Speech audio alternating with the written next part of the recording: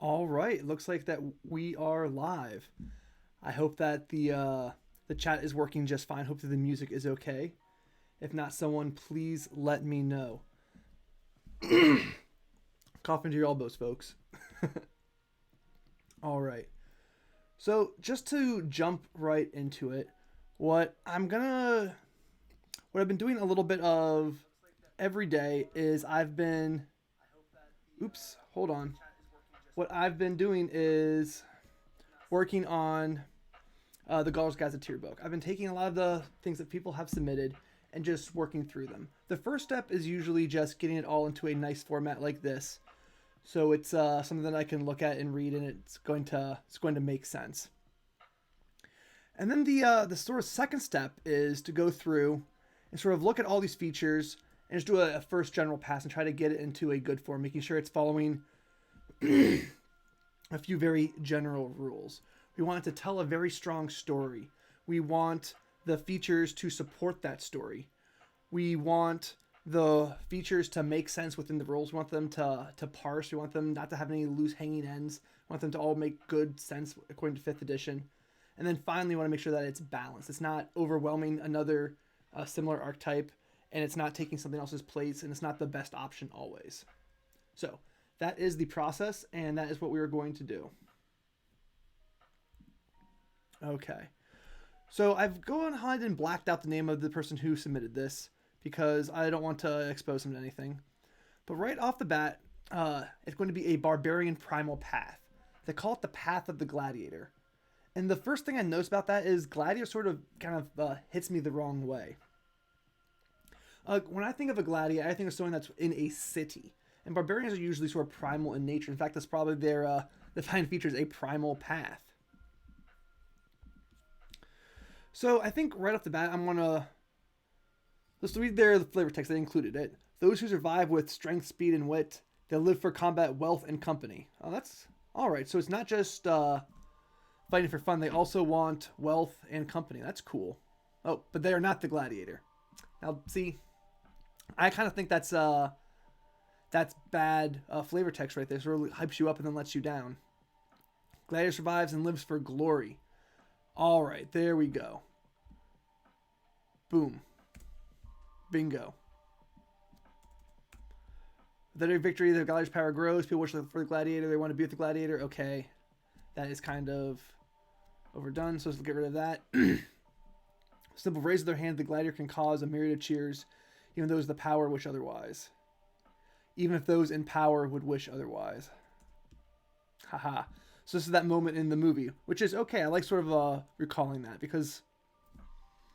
Alright, but still, gladiator is more of a fighter. You would think of someone going to a school to be trained to be a gladiator. Think of them being part of a tradition, having to follow certain rules.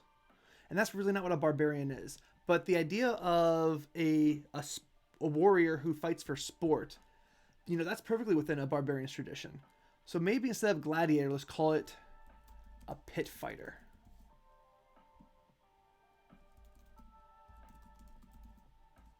All right, chat, is the music okay? Is everything at okay levels? I can't tell if chat is working in studio sometimes. All right. So trained in the arena. So right there, that's one of the things that sort of separates barbarians from other martial characters is that they lack formal training. I think that's one of the defining features of a barbarian. So right off the bat, we're gonna have to do something with this. Maybe they got from the school of hard knocks, right? They've learned their. Thank you, Elijah. Okay, when you select this, let's just read the feature. When you select the primal path at 3rd level, you have been taught the beginning of the art of the gladiator. As such, you gain a +2 attack. Okay. So they want you to fight with a certain thing right here. They want you to use a net. Awesome. Thank you, Greg. You're proficient with improvised strikes, improvised weapons, and unarmed strikes. Okay. And your unarmed strikes use a d4 for damage. So I think the net is just there for tradition, but that's only recalls like one very specific tradition. That's only, okay, somebody fighting in ancient Rome would be using a net. I have to give you the +2 bonus because you always have disadvantage with nets. Ha ha ha. Clever. But still, if we're going to make a subclass, it can't just be that one particular story from that one particular time. All right, so let's get rid of... And it's just such a weird thing. No one ever imagines in their head a barbarian fighting with a net. All right. Improvised weapons and unarmed strikes. Your armed strikes use a d4 for damage. That's perfect. Proficiency and extra skills. For each of these is in...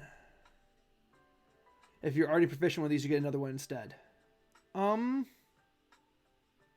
Man, you get a lot of bonus proficiencies. That's probably way too many for a gladiator. So, okay, here's what we're going to do. Just for quick comparison, let's pull up the SRD. And I already have the Barbarian pulled up. And so let's look at the subclass that they give us, right? Path of the Berserker. So at 3rd level, you get Frenzy, right? The classic feature. You get...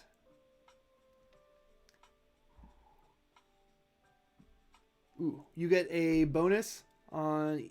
You get an extra attack as a bonus action, and then when your rage ends, you suffer level of exhaustion. So you're doing an extra attack as a bonus action on each of your turns. That is pretty good, but exhaustion really kind of sucks. It's like a once-a-day ability, pretty much. Okay. Yeah, because in order to get rid of exhaustion, they use a 3rd level spell, which is kind of a big deal. So you use Frenzy once a day, but you get an extra attack as a bonus action. That's like an extra, 10 damage a turn. Probably like an extra 6 damage if on average, if we include like the misses. Okay. So they're trying to say that you get all of these weird random proficiencies instead. And okay. Gain proficiency in a gaming set, arts and tools or an instrument. I can see what they do. I can see where they're trying to come from with that. But I think that's a little too much. I think it's not really simple enough. Yeah, right. The Therianthrope is really, really cool.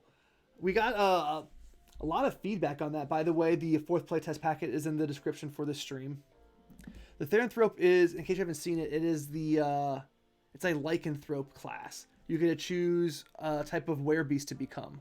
And like if you're either born with it or you became cursed or you inherited it, lots of different options. So anyway, we're going to probably lose some of this.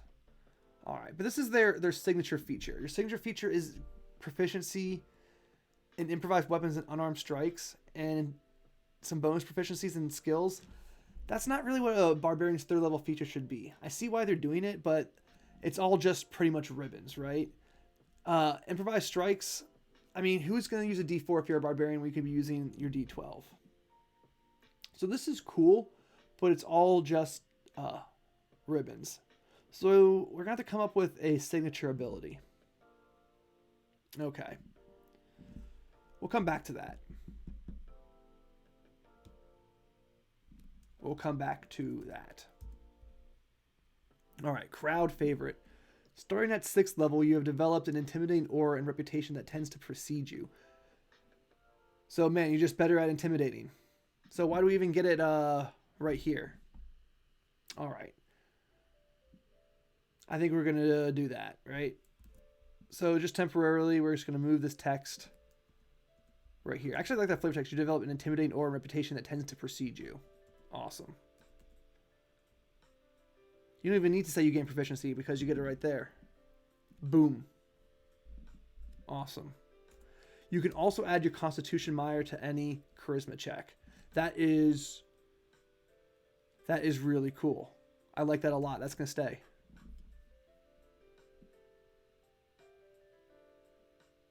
Yeah, the Arcane Assassin. The Cerberus Assembly. I am not familiar with them. That's probably from Season 2, which I don't really follow all that well.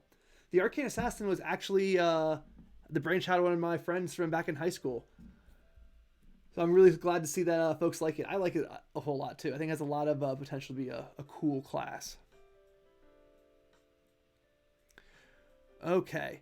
So over here in this one, our 6th level feature is the Mindless Rage. Beginning at 6th level, you can't be charmed or frightened while raging. So sort of a situational feature that occurs while you're in your rage.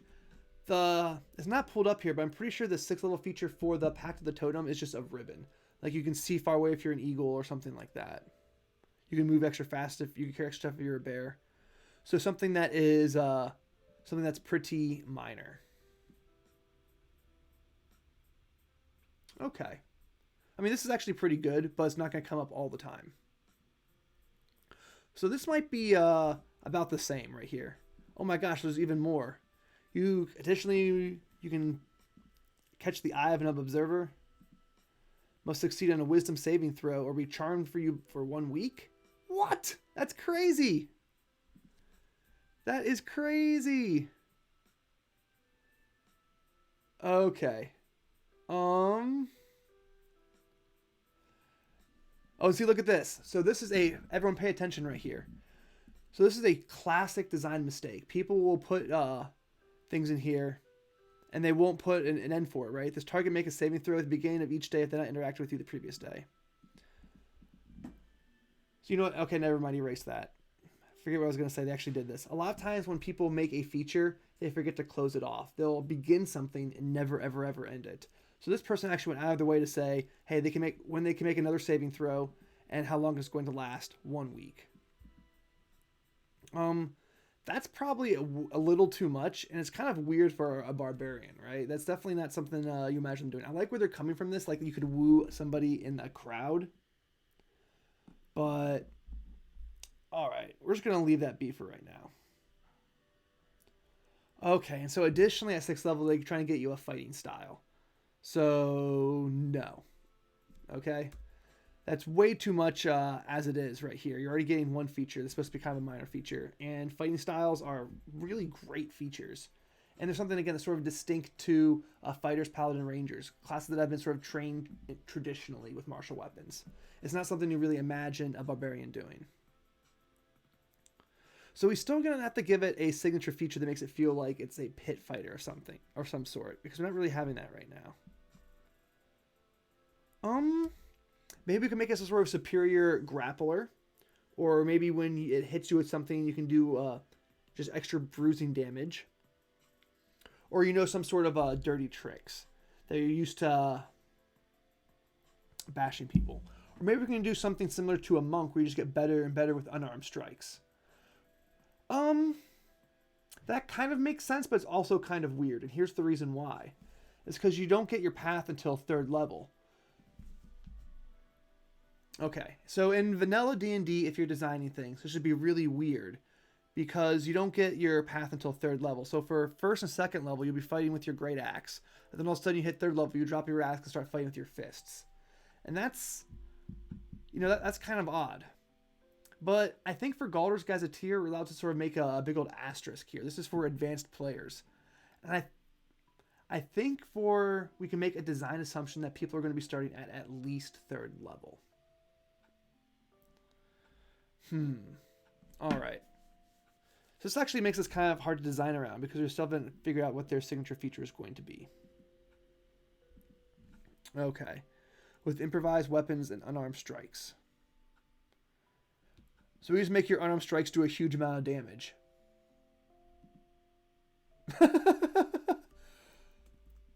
Yeah, just boom. Let's make it not like a monk, right? Because the monk, they're small dice, but they get to do them again and again and again.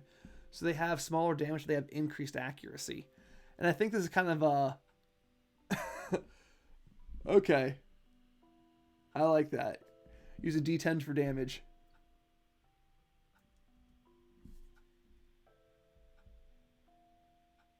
Yeah. Oh, look at this. And you add your strength modifier twice.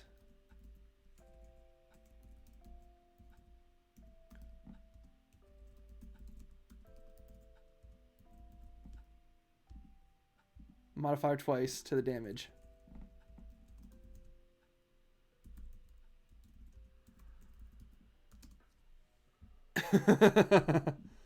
So yeah, you're hitting hard.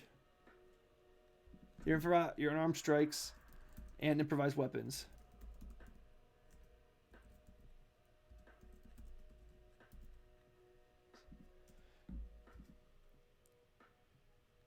Okay, so that is kind of cool now. Yeah. Trained in the arena. Let's say hardened by combat.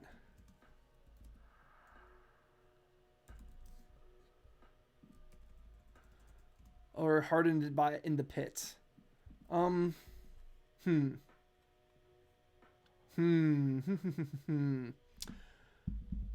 I don't know. Maybe not. Maybe heart training the arena was better. We'll think of something. Okay. Crowd favorite. So this whole thing, like, I like the idea of being able to charm somebody with like your looks as like a gladiator. That's kind of cool, but it's so weird. I'm gonna just highlight it and like come back to it later, I think. Okay. Fortification. You gain proficiency with heavy armor. You gain the benefits of rage and fast movement features if you're wearing heavy armor. What? This is so that's just so out of here. So yeah, definitely no heavy armor. Because again, this is this weird, it doesn't even say which level it is. So okay. Another rules editing tip, you have to put which level you gain this in. Just little things people forget. So that doesn't make any sense because somehow in like 6th level you have to come across a suit of heavy armor to be complete as a character. And that's really not what you're doing. Alright, pugilism. So what's the next level you gain a feat at 10th, right? You gain the grappler feat. What? If you already have it, you gain another feat for which you meet the prerequisites. Okay, so that's just bizarre. You may use a bonus action to make an unarmed strike. Okay. Your unarmed strikes now do a deal 6 in damage. They increase to a D8 at 11th level into a D10 at 7th level. So they're trying to mimic the monk here. But we already boosted them up right from the get-go. When you deliver a critical hit from an unarmed strike, the target must succeed on a Constitution saving throw. DC equal 8 plus your proficiency bonus plus your strength modifier. Okay. Or be stunned until the end of your next turn. So you get to hit him extra hard. Oh. See, I would say that all critical hits just automatically stun them. So what's... Oh, but your 6th level feature is supposed to be small. Okay. So both of these by themselves aren't, really terrible things. So let's keep those in the back of our heads. Your unarmed strikes do a huge amount of damage, though. Disheartening display. Beginning at 10th level, you can demonstrate as an action with a flourish of steel and soul while your foes have every right to dread combat with you. Alright. When you do so, creatures of your choice within 30 feet that can see or hear you must succeed in a wisdom saving throw. So we're probably going to have to... If we want it to be... You know what? There's nothing wrong with being sort of a crowd favorite barbarian. Well, is there? Again, that's sort of a weird concept, right? A fighter that's a crowd favorite kind of makes sense. Because you can imagine a fighter being in a city where there's lots and lots of people around. A barbarian as part of a crowd is kind of strange. Well, maybe not. We can imagine... So it's all going to come down to this flavor text right here, right? That if we can set up this scene where a barbarian is sort of fighting like in a ring and around like a campfire or something like that, then we can get people to buy into the rest of this stuff. Okay. So we'll get back to that flavor text later. But I think that's what we're going to have to do, right? Scene around fire. Fire. Barbs cheering. We got to paint that little word picture for right there to get away with this, I think. Because we put them in like the Colosseum in Rome, no one's going to buy that. It's a barbarian.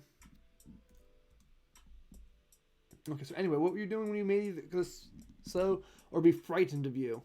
So, isn't this what exactly what intimidating presence is? Choose one creature within 30 feet of you. Oh, man. Okay. This one is any creatures, right? Any number of creatures? Creatures of your choice. Yep. Or be frightened of you until the end of your next turn. And you can extend it. Yeah. As an action.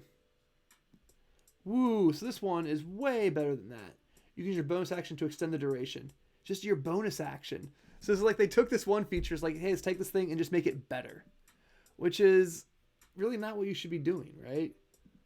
Because then it's obvious if you compare the two, which one is superior. Yeah. Okay. So here's the reason I don't want to do this one right here, right? Because it's pretty much identical to that other feature. So we're going to need a new 10th level feature.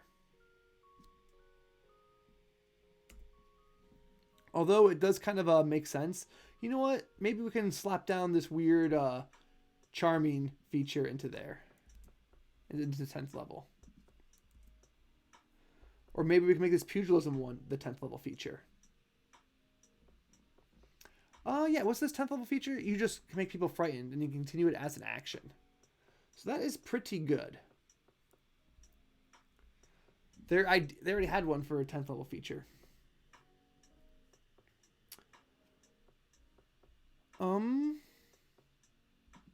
So yeah, let's just say that at 10th level. You may use a bonus action to make an unarmed strike. You can do so a number of times equal to your Constitution modifier.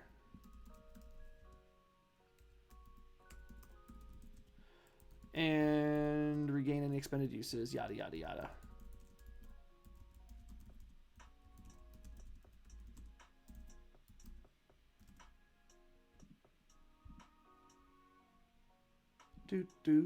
All right. In addition, when you deliver a critical hit from an unarmed strike. Okay, so you know what? Actually, we need to pause and think about this for a second. We can't just...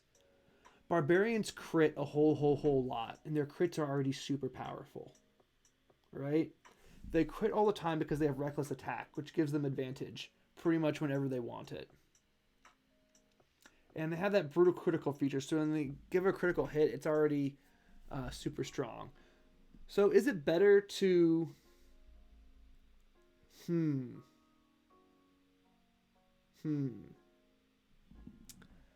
I don't know. So you know what? Let's just leave this how it is. Yep. Let's just leave that how it is and set it out there, right? So now you get this cool feature at 10th level where you can use a bonus action to make an unarmed strike. Okay, cool. So what this other feature they wrote was at 10th level, your training as a gladiator has taught you how to make efficient lethal strikes. And you also want to make a show out of them. That's awesome. That's so cool. When you deliver a critical hit to a creature, you may make a bonus action to make an intimidation ability check. Okay, so right away you gotta fix that. Charisma intimidation check.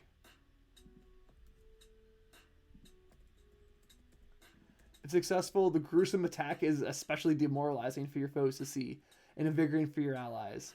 Creature of your choice within 30 feet of you can see blah blah blah. Constitution saving throw, or be poisoned until the end of your next turn. What? Man. That's crazy. Okay. Creatures friendly to you within 30 feet can gain temporary hit points, equal to 1d10 plus your charisma modifier. Okay. So here is the thing, right? Barbarians are already crazy mad, right? They are multi-attribute dependent. They need dex and strength and con to really be effective. Like, you know, every character needs con, but especially so for barbarians because it affects their armor class.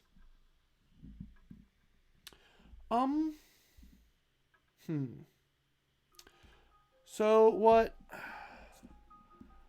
But a lot of these features depend on you having good charisma. So, oh my gosh, let's do something completely crazy here, right?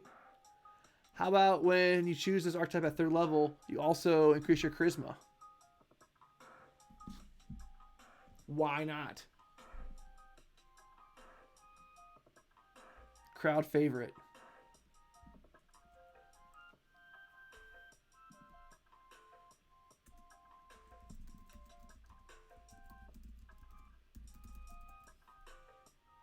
Yeah, just be crazy, right?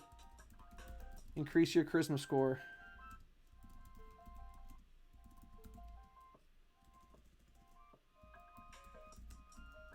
By 1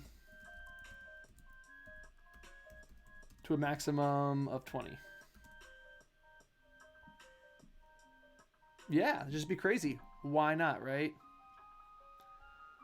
Oh shoot, I had to adjust all my stuff here to make it fit on the stream. Yeah. Huh. Cool. Oh. Here's why, right?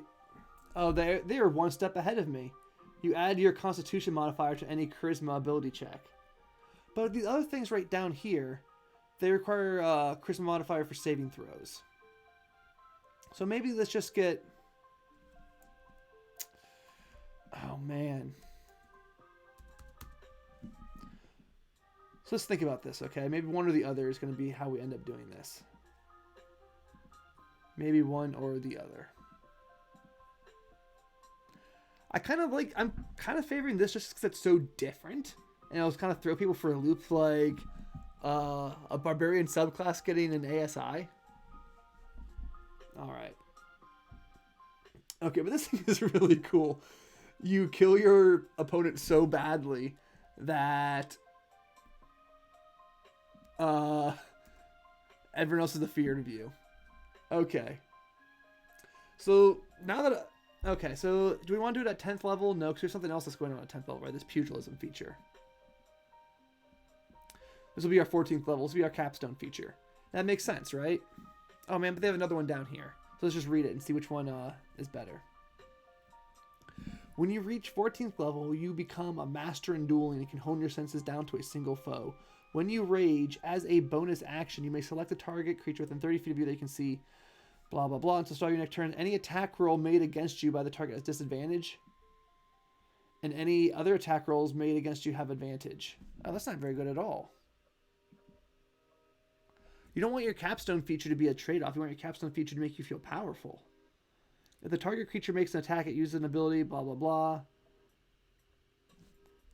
Blah, blah, blah. Oh, man. This is just not a whole... This is a big, long feature with not a lot of great stuff in it. If the target creature makes an attack, using an ability to cast a spell, you make a weapon attack against them. I mean, that's kind of cool. If you are targeted, miss or succeed, you can make a weapon attack against them. So you just... It's just ways for you to get more and more hits. Which really... Okay, so what's this one do, right?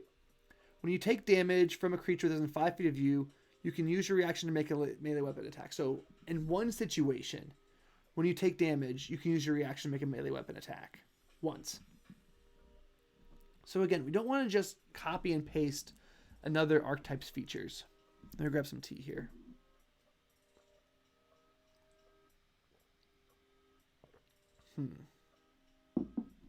So, I like this ability right here. This Hands of Death and Mercy, right? Let's call something different. Maybe Showstopper. No, that's might be a little bit too much of a bard thing. Oh well. So I'll delete this feature. Boom. Okay, and now what we're going to do is we're going to go through here and really test the language, right? Before we just sort of skim to figure out what's going on. But since I like this feature... Oh, shoot, trying to touch my face. I wonder how many times I've done it this stream. So we're going to go through and really check the language to make sure that it makes sense. At 14th level, your training as a gladiator has taught you how to make effective lethal strikes. And you also want to make a show of them. Has taught you how to make a show of delivering lethal strikes. Let's just clean that up. How to make a show of delivering lethal strikes.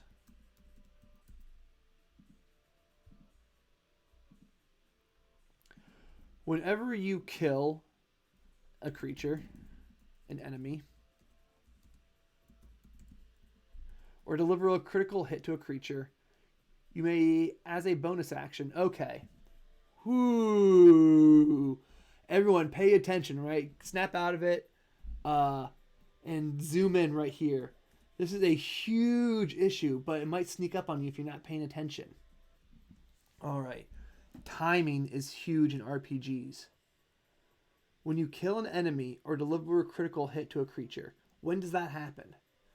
If you kill an enemy, you just took the attack action. Or you did something else. You could have done the cast a spell action. You could have done lots of things. If you took the attack action and have multi-attack, which you do at 14th level, you could have killed an enemy as part of your first attack. So you're still in the middle of taking that one action, and they were trying to get you to interrupt it with a bonus action. They're trying to get you, whenever you deliver a critical hit, that could be in the middle of doing your attack action, or when you do cast a spell, trying to get you to interrupt that to deliver a bonus action.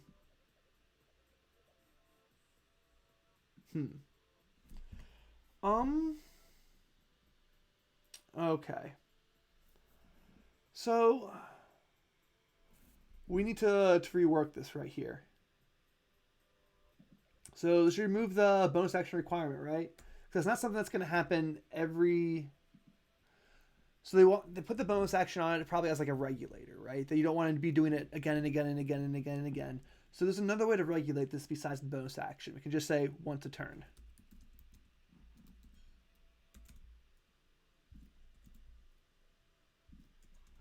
Once a turn, when you kill an enemy or deliver a critical hit to a creature, you may make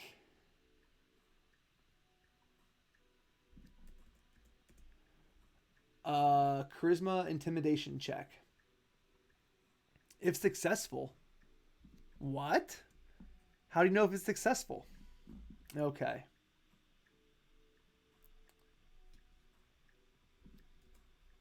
Creature of your choice within 30 feet of you must succeed on a Constitution saving throw. Okay. So I think this is like a one or the other situation, but they wrote both instead. So you make a charisma check, and then they have to make a Constitution saving throw with this DC. So we could just have everyone make a contested roll, right? Everyone has to make a wisdom check contested by your charisma intimidation. So why don't folks do that? You don't use contested rolls because it bypasses legendary resistances. Yeah, that's why you don't use contested rolls. Okay. Okay.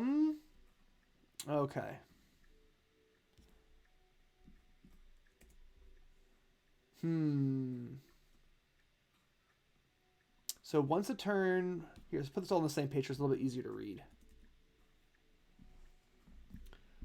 Once a turn, when you kill an enemy or deliver a critical hit, you make... No, so we're not going to do that, right? To a creature. Let's just connect this flavor task. No. Because then it just goes on. This is all just flavor text then. Once a turn, blah, blah, blah, just goes right into flavor text. No. So once you start the... So here's another tip right here. Once you start with this rules language, once a turn, you have to finish off that sentence with also rules language, something that's going to be applicable to the rules.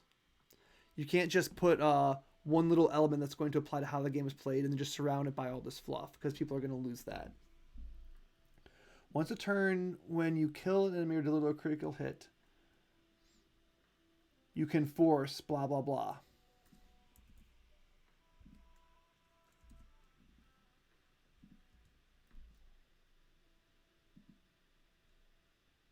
Critical hit, comma.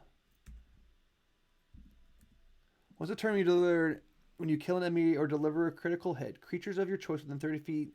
You can see here you must succeed in a Constitution saving throw, DC equal to 8 plus proficiency plus charisma, or be poisoned until the end of your next turn. So they chose poison because they already had something that was going to make you afraid. But we removed that, so we can just put afraid back in here.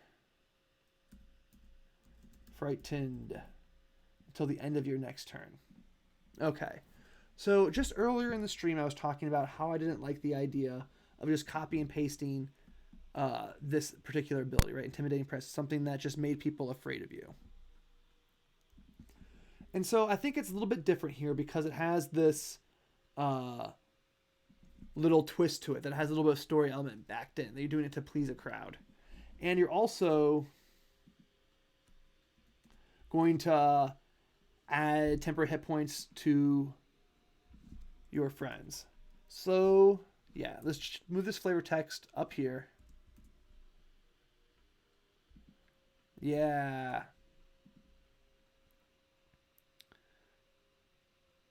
A gruesome final attack. Yeah. Is it especially... Ooh, I like the word spectacle.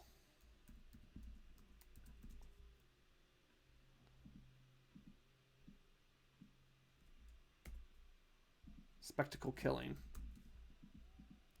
I don't know. Does that make sense? Maybe.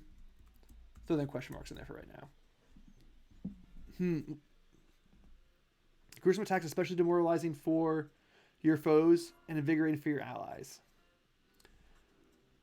So there we go. That when you kill an enemy, they could be frightened of you. And then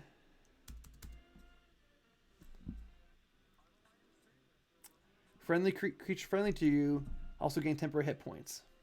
Creatures friendly to you within 30 feet that can see your blow, your hit, your triggering hit.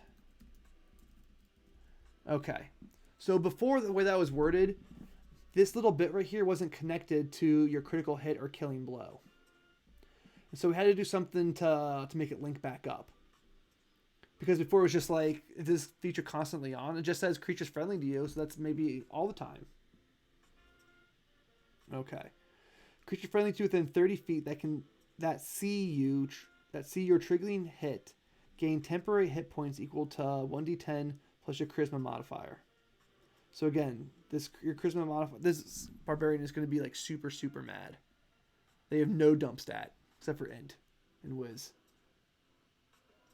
If the creature succeeds on its saving throw, it has advantage on feature saving throws concerning this feature. Okay. So I think we're going to remove that because that's something that just has to be, that's something for the DM that's just going to have to keep track of. It's just going to be sort of hanging out there, and it's something that's not going to happen all that often, right? Oh, never mind. Once a turn when you kill an enemy.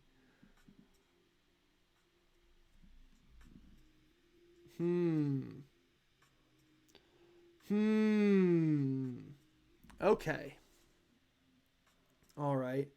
So maybe we can put another sort of regulator on this. So now the issue is not, oh, we can't use a bonus action because it's going to interrupt an action that you're already taking. Now the issue is, do we want to have this hanging right here so they have advantage? Because every time you kill an enemy, right, that could be 4 or 5 times a combat. If you're fighting like a mob, or you're fighting lots of minions and a boss, and you don't want to be constantly triggering the saving throw. Okay. So we'll have to do it another way, right? What's the traditional way of doing this? That once a creature succeeds on a saving throw, it's immune to the effect? Yeah. Yep.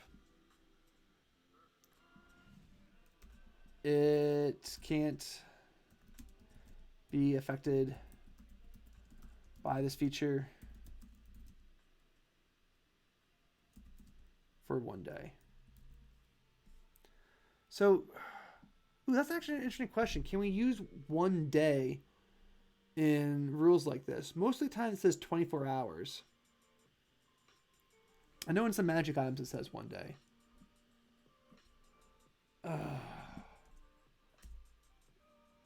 Or 24 hours. Just put that in there. It's easier. And we know it.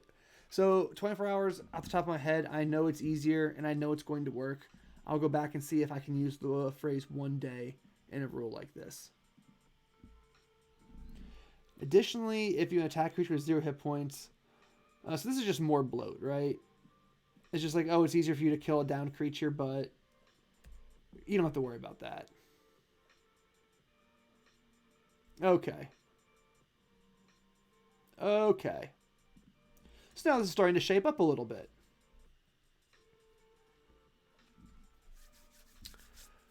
Okay.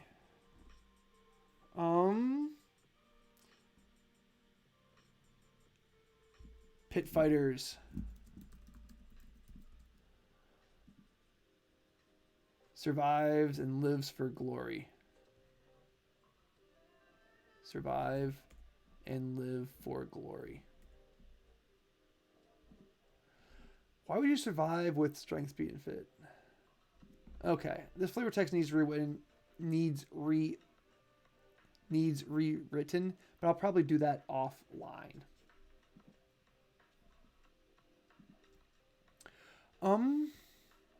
Okay, hardened by combat. When you select this primal path at 3rd level, so you're proficient with improvised weapons and unarmed strikes, but still, okay.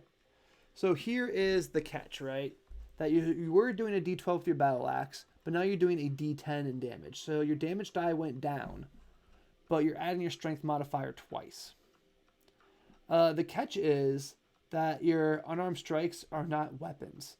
So anything that triggers with a weapon attack, you're not going to get pinged on with your unarmed strike. So before we really nail this down as a signature feature, I want to go back through the Barbarian class and make sure that none of these things require a weapon attack. Like, oh my gosh, I bet all of your rage does. Yep. Boom. Right there. So right off the bat, so we're going to have to write a hack in here.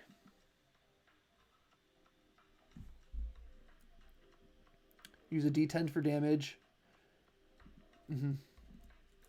Unarmed strikes. You can also add your rage damage.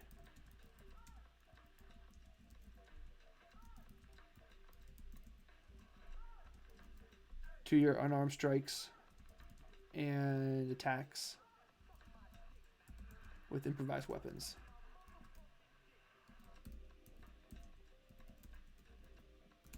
Okay.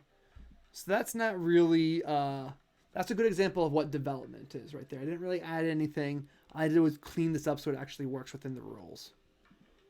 Because by design, I don't think the person was imagining that you're going to lose your rage damage when you start beating people up with your fists.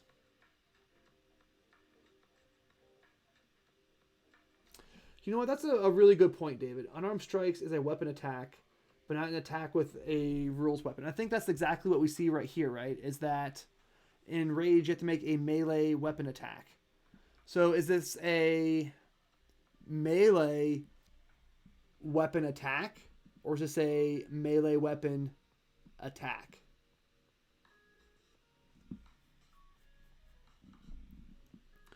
So in either case, just adding this one little feature right here clears that up, right?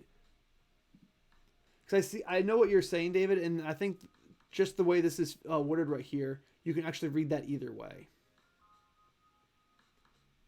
Because it could be like a melee attack made with a... It could be in melee, you're making a weapon attack. You know what I'm saying. With if your fist word qualify, but if it's the other way around, you have to make a attack with a melee weapon, then your fist would not qualify. But adding this little help protection right here clears up that issue.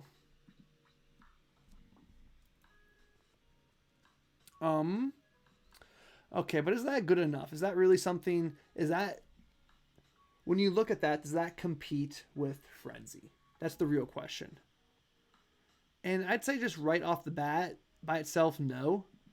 And so I think that's why we have to add this ASI, right? Your charm, you've learned how to work a crowd and gain popularity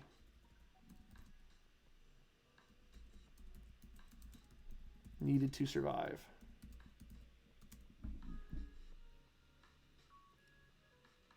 At 3rd level. All right. Yep, I kind of like that actually. Because I think that makes this worthwhile. And then so we might...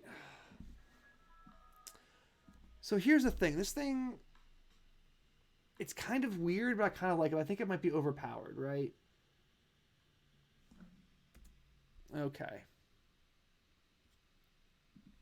Let's see if that helps people out. Okay. So at 3rd level, you get a D10 for your things, and you get to do a little bit more damage with your strength, right? So your damage is going to be more consistent overall than another barbarian who's making an attack as a bonus action. They're going to get more accuracy, but you're going to get more consistent damage. And you're not going to get... and you are not going to get exhausted. I think that's a fair exchange. Because you're only going to use that frenzy attack like, what, 3 times? You can use it for 1 combat. So yes, I think this... I'm not going to get out a spreadsheet and actually do the math, but I think you get it. Okay. And we get a little ASI just for some house cleaning or housekeeping because you're going to be kind of a mad barbarian here. No pun intended.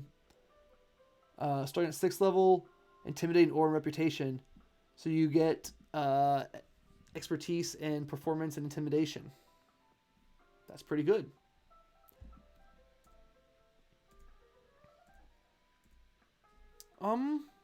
It's kind of common.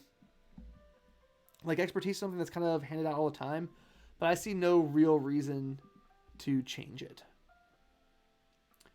Pugilism. Because remember, this is somebody's homework, right? We want to keep the spirit of it as much as possible. At 10th level, we make a bonus action to make an unarmed strike. You can do so a number of times equal to your Constitution modifier and gain an expended use at the end of a long rest. All right, that makes sense. Because your unarmed strikes are essentially, boom, they're big hits. So this might be a little too powerful. Let's check real fast over here with their 10th level feature, making everybody afraid. But you have to keep using your action to do it.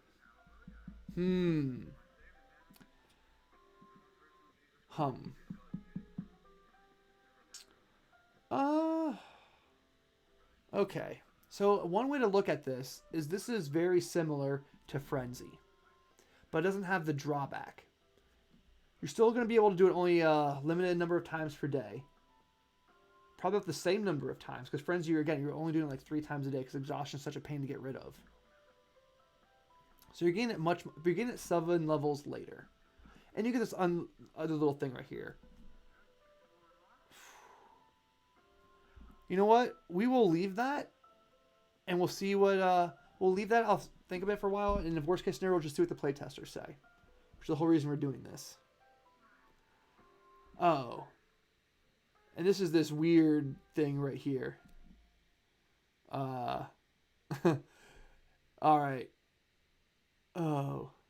So if this 10th level feature doesn't work out, we'll go something like this instead. You just like flirt with somebody and they love you.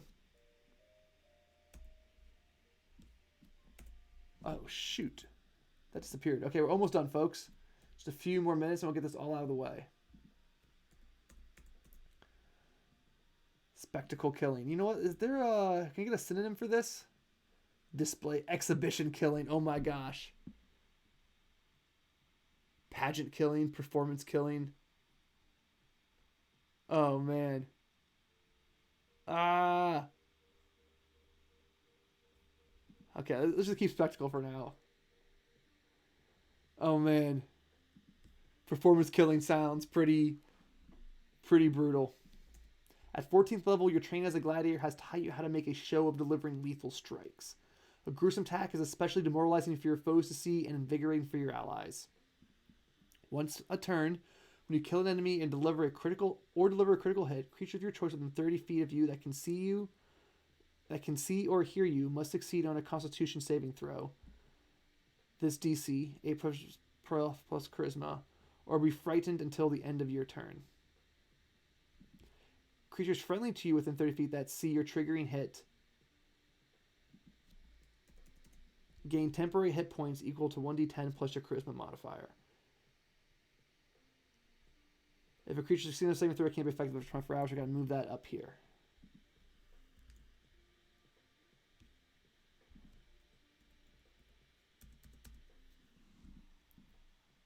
Okay. Awesome. Yeah, I think we made a lot of progress here. Cool, cool, cool. So the big thing here that we went through, right, was this class. It started off the name Gladiator just didn't really mesh all that well with what a barbarian is, right? A barbarian is like probably like 70% its main class and like 30% its archetypes, its primal paths. And so a gladiator is just too far away from the big chunk of what a barbarian is with the rest of its story. But a pit fighter, something that sounds a little more primal, a little more brutal, a little more primitive, I think works a little bit better. So I'm going to have to rework this flavor text so it's not somebody like in a lot of people, someone sort of surviving, you know, day to day. We improved the signature feature so it's actually kind of attractive, something that is competitive with Frenzy. And we also had to do something to sort of boost up this character. So it's going to be really, really multi-attribute dependent. A lot of its abilities depend on having a good charisma, which is not typical barbarian, so we had to do something to try to boost that up. We'll see how this works. I removed the other feature, but I'm still on the fence on that. So we just trimmed down the skill. You usually got a whole bunch of proficiencies at third level. We moved them around to where you normally get sort of your ribbon features as a barbarian. We trimmed this feature down. And we kept this bit right here because I thought that was kind of cool. And then we kept this feature, moved it up to 14th level. We moved the other old 14th level feature. Again, this class was just huge. And then we delivered this one, which I thought was pretty cool. A spectacle killing. Which is, again, fitting to this theme. So all these rules right now, at least my reading of them, they seem to parse perfectly fine. They seem to tell a pretty cool story that you are someone who beats someone to death with your fists or in raw combat to please crowds. Yeah, I like it. All right, so that's just about the stream, everybody. Thanks for watching. The 4th playtest packet is in the description. And if you haven't done so, please like, share, and subscribe. All right, take care.